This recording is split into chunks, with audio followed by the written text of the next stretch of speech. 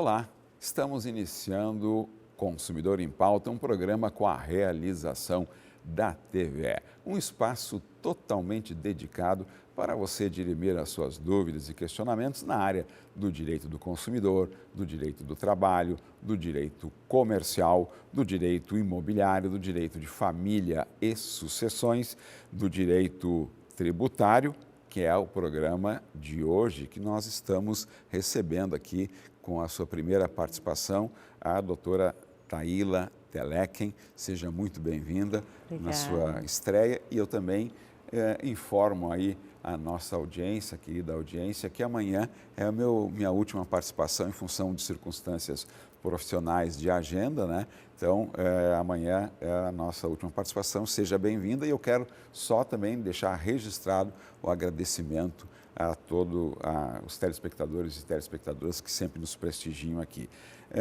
Portanto, seja bem-vinda na sua estreia, doutora Taíla. As questões que foram enviadas, né? Vamos começar com a do nosso telespectador Erasmo, tá? O Erasmo pergunta, o que é a reforma tributária? Aí faz referência a uma, deve ser emenda constitucional, né? EC 132/2023, e como ela simplifica os tributos que pagamos no supermercado, no combustível e nos serviços. Então, ele está querendo... Isso aqui daria quase um programa na sua estreia, né, doutora Taíla? Olá, muito obrigada, primeiramente, pela acolhida. Agradeço também o convite, o gentil convite da TVE para estar aqui com vocês, esclarecendo essas dúvidas para o público em relação ao tributário, que são tão importantes. A gente está passando por um momento realmente muito importante, histórico, eu diria. Acho que muitas vezes a gente fala tanto da reforma tributária sobre consumo, e é muito importante a gente ter esse contexto histórico, porque é a primeira grande reforma que a nossa geração, todos, vão passar. Especialmente, estamos passando já, né? Porque ela já iniciou, de certa forma, ainda que num período teste. Então, nós estamos passando por essa mudança realmente histórica e muito grande, e que vai afetar diretamente o nosso dia a dia. A gente costuma dizer bastante que não é uma reforma tributária apenas dos tributaristas, nem dos contadores, mas é uma reforma de todos. Então, é muito importante essa pergunta dele, porque é um momento que realmente a gente precisa de uma cidadania fiscal, né? A gente precisa conhecer melhor o que vai acontecer.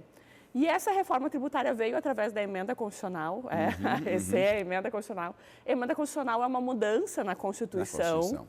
Como o nosso sistema tributário está muito pautado na Constituição, não poderia ter uma mudança desse nível que não fosse através da mudança na Constituição. Então, veio através dessa emenda constitucional e ela, como eu comentei, vai afetar o nosso dia a dia. E de que forma? É a primeira vez que nós vamos ter um IVA no Brasil. O que é o IVA? É o Imposto sobre Valor Agregado. O IVA ele já é tido pela maior parte dos países no mundo. Apenas o Brasil era um dos poucos países que ainda não era adepto ao IVA. Então, a reforma veio muito nesse sentido, por uma necessidade do país se adequar ao que já acontece no mundo. E o que vai mudar no nosso dia a dia? Por exemplo, hoje a gente vai no supermercado, compra um produto de R$100, ali os R$100 já é o preço final, já é o mesmo valor que está ali na prateleira, é o que vai ser pago no caixa, e já estão agregados todos os tributos ali, né? Já é o preço final, já estão os tributos por dentro, que a gente chama.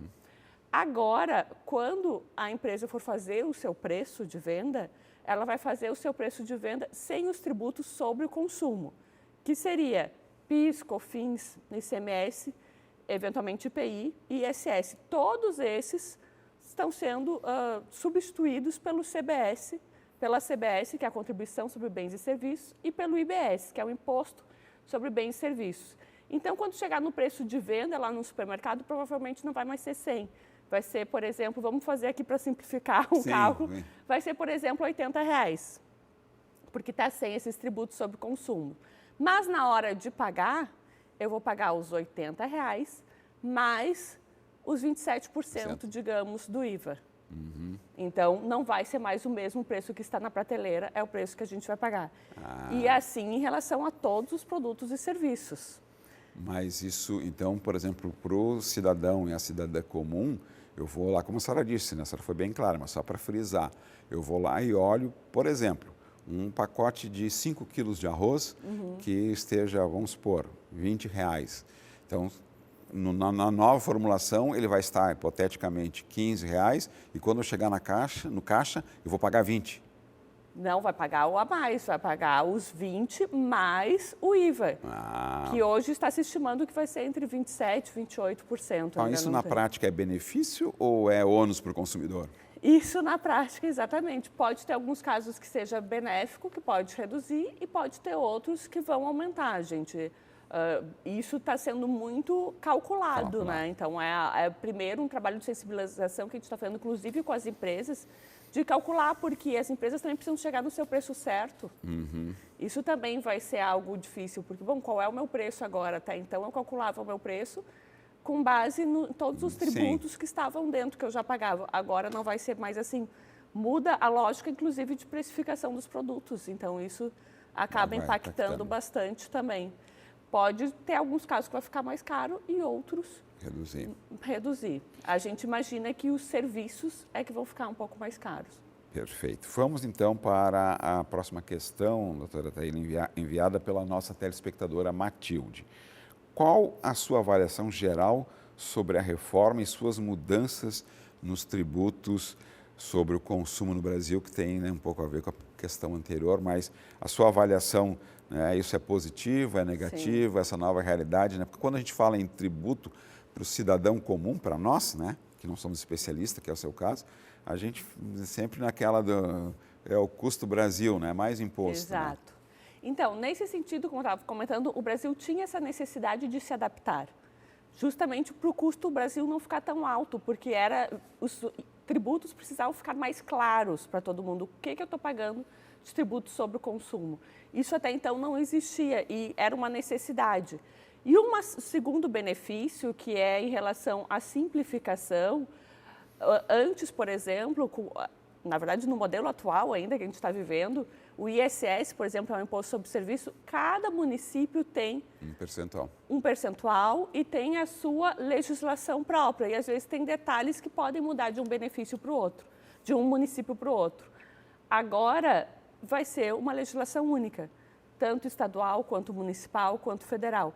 É a mesma legislação. Então, nesse sentido, simplifica bastante, inclusive, o nosso trabalho, porque antes, para cada município, por exemplo, para cada estado, a gente precisava verificar qual era a legislação aplicável e quais eram as exceções. Agora é a mesma legislação e são as mesmas exceções, então isso facilita bastante.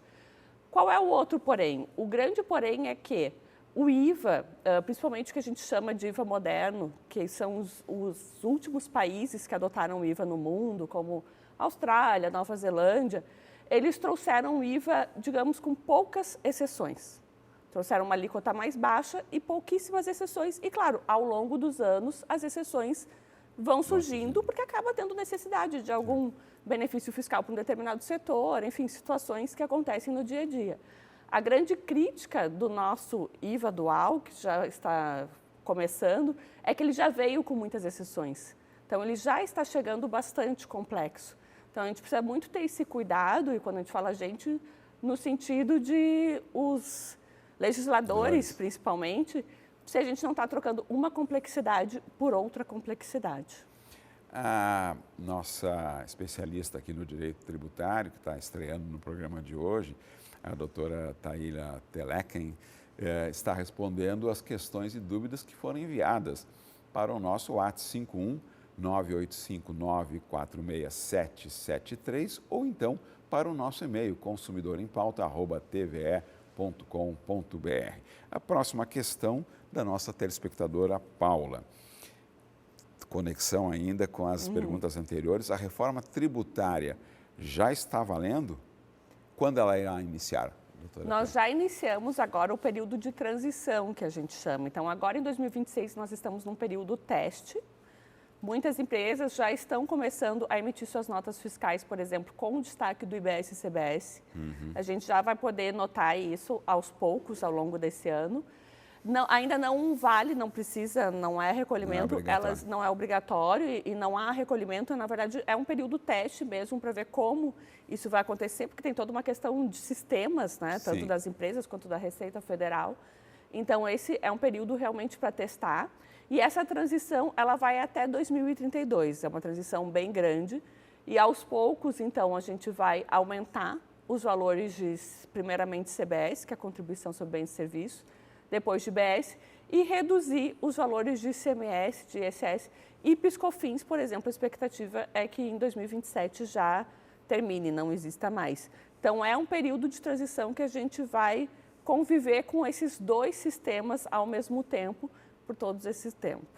Ainda na sequência dessa temática da reforma tributária, o nosso telespectador Juremir pergunta: o que vai mudar nas contas de luz, telefone e compras online e como evitar surpresas no bolso, né? Quer dizer, a informação, de que maneira as pessoas... Exato. Né? Primeiro, o que impacta nessas coisas básicas, como luz, por exemplo, né? Exato. O que vai mudar é exatamente isso que nós estávamos comentando, que vai ter, a partir de agora, o destaque do IBS e da CBS. Então, o preço, digamos assim, é quando numa compra online, por exemplo, vai acontecer a mesma coisa que nós estávamos comentando no supermercado. O preço é mas na hora de pagar vai ser aquele preço mais a alíquota de CBS e IBS. Então, vai realmente mudar um pouco o nosso raciocínio. Por outro lado, a promessa também da reforma é que seja de neutralidade da carga tributária. O que isso quer dizer? Ele não pode ter aumento de preços no fim do dia, de preços a pagar, de fato. Então, aumento da carga tributária é algo que não pode existir. Então, os preços não podem ficar muito exorbitantes até o que a gente estava pagando. Então, todos os órgãos de proteção ao consumidor, eles continuam aí. A gente realmente vai precisar acompanhar melhor o que tem na nota fiscal. Por isso que a gente fala que a cidadania fiscal agora é tão importante, porque a gente vai precisar, de fato, acompanhar quais são os valores para que não tenha esse repasse tão alto para o consumidor. Antes de irmos para o intervalo, doutora, o Cléo pergunta de maneira muito curta: as empresas vão pagar menos ou mais tributos em função da reforma? Essa é a grande dúvida, isso é muito caso a caso, porque tem empresas, por exemplo, de serviço, que nós estávamos comentando, que o ISS até então era de 5% e agora vai ser de 27,5%, né, a sua tributação sobre o consumo. Então, vai ter uma diferença grande. Por outro lado, as empresas vão poder tomar crédito sobre as suas compras, que é a não cumulatividade plena que se fala. Então, essa é uma diferença, porque não vai ter mais a tributação sobre cascata, que a gente fala que é tributo sobre tributo. Sim. Então, são vários tributos ali incidentes sobre o mesmo bem ou serviço. Não, agora, aquilo que foi tributado na etapa anterior, a gente toma crédito, ou seja, tira esse efeito para tributar apenas sobre aquele valor que, de fato, a minha empresa agregou. Então, vai precisar realmente, quem ainda não começou a se adaptar a fazer esses cálculos, essas simulações, já precisa começar, porque isso vai ser válido para todos e é fundamental se preparar nesse momento. Consumidor em Pauta vai para um breve intervalo, já voltamos aqui tratando do direito tributário, recebendo a doutora Taíla Telek. Nos aguarde.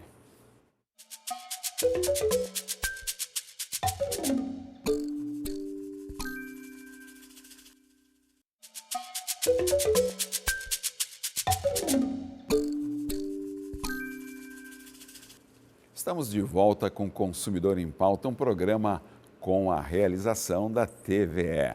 Na edição de hoje, estamos tratando das questões ligadas ao direito tributário, recebendo aqui a doutora Taíla Telek, que está respondendo às questões e dúvidas enviadas para o nosso WhatsApp 51 985 946 773 ou então para o nosso e-mail consumidorempauta@tve.com.br.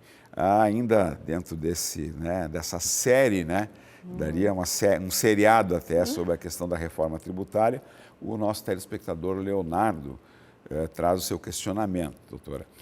Com a reforma tributária e o repasse dos tributos ao consumidor, os produtos ficarão mais caros. Quais direitos temos se houver aumentos indevidos pós-reforma? Eles podem, alguns, ficar mais caros, sim, principalmente aqueles que não estão sendo incentivados, porque tem alguns produtos que até então eram bem incentivados e que agora vão deixar de ser, até porque, como eu comentei antes, é uma legislação única que nós teremos agora, né, para todo o país. Então, por exemplo, antes o estado do Rio Grande do Sul tinha sua própria legislação de cesta básica. E cada estado possuía a sua própria cesta básica.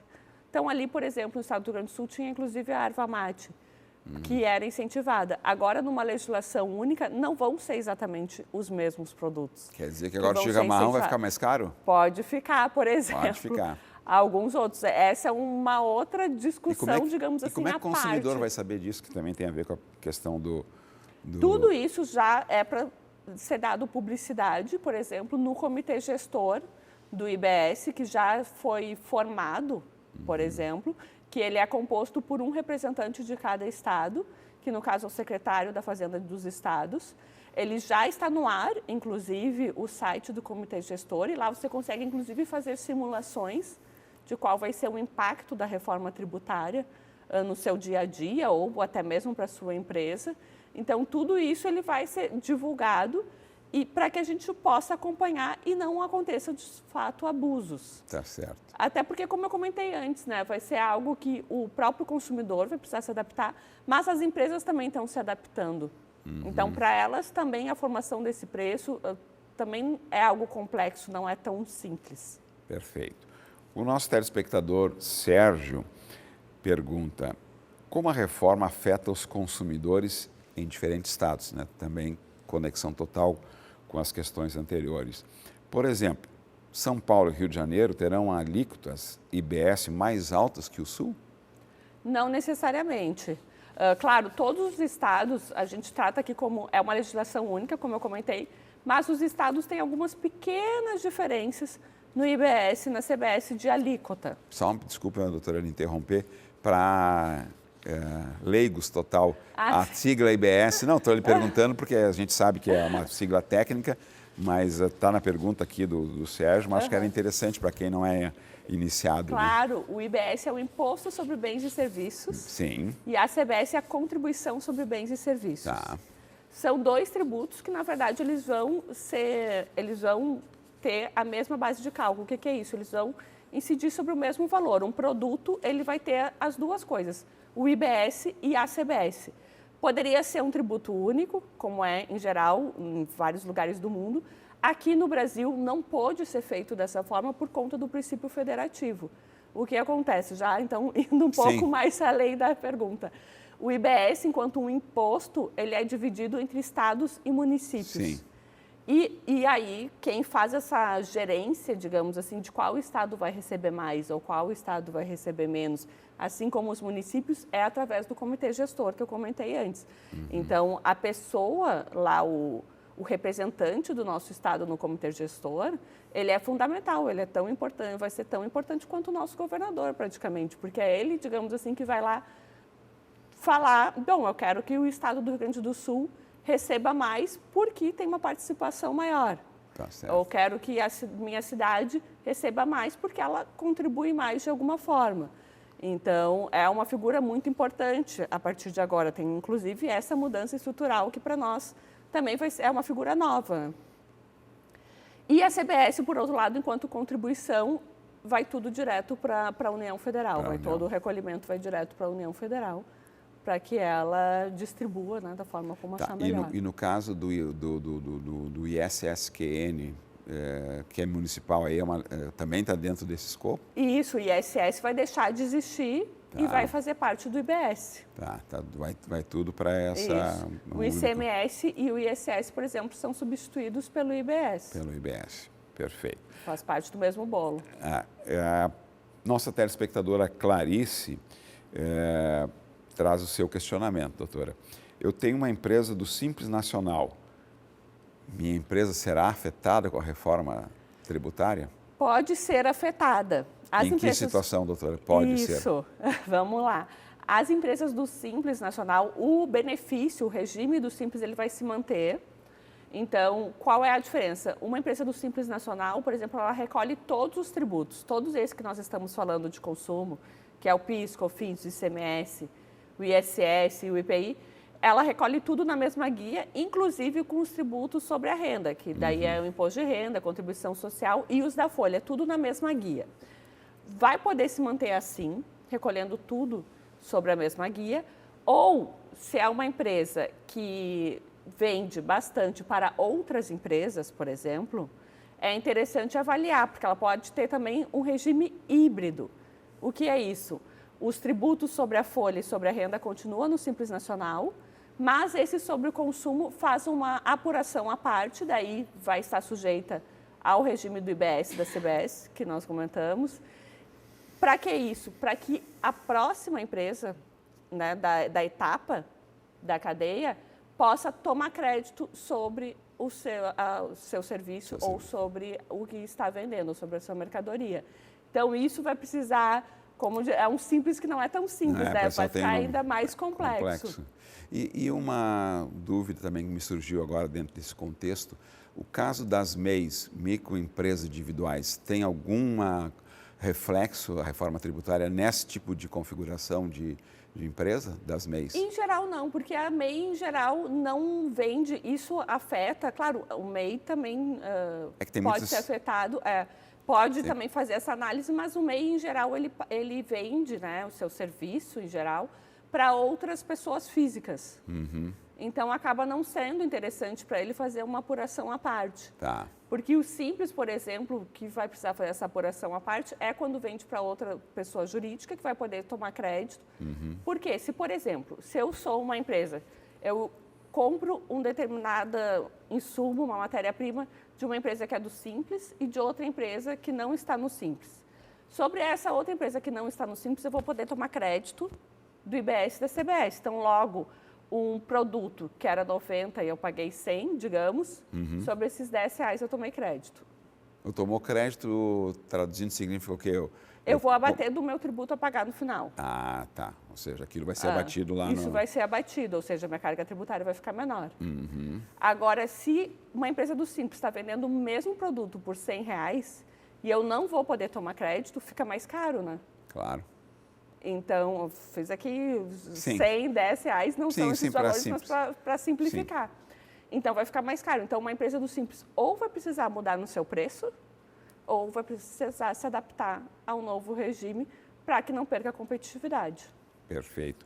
A próxima questão, tudo na sequência da reforma tributária e tem a ver também com o caso específico que a gente citou antes, que é a área de serviços, né? E a Rogéria diz, eu tenho uma empresa de serviços. E o que eu devo cuidar com a reforma tributária? Exato, e a empresa de serviços também precisa avaliar exatamente isso. Para quem eu vendo? Eu vendo para outras pessoas físicas ou eu vendo também para empresas? Então, preciso avaliar. Lembrando que essa opção por fazer o regime híbrido, que a gente chama o 100% do Simples Nacional, ela é anual. Então, eu não posso a cada operação escolher, essa daqui vai ser para... Eu estou vendendo para uma empresa, então eu vou fazer pelo regime híbrido, e aqui eu estou vendendo para uma pessoa física, eu vou fazer pelo regime normal. Não, é uma opção que eu faço e vai valer para o ano inteiro.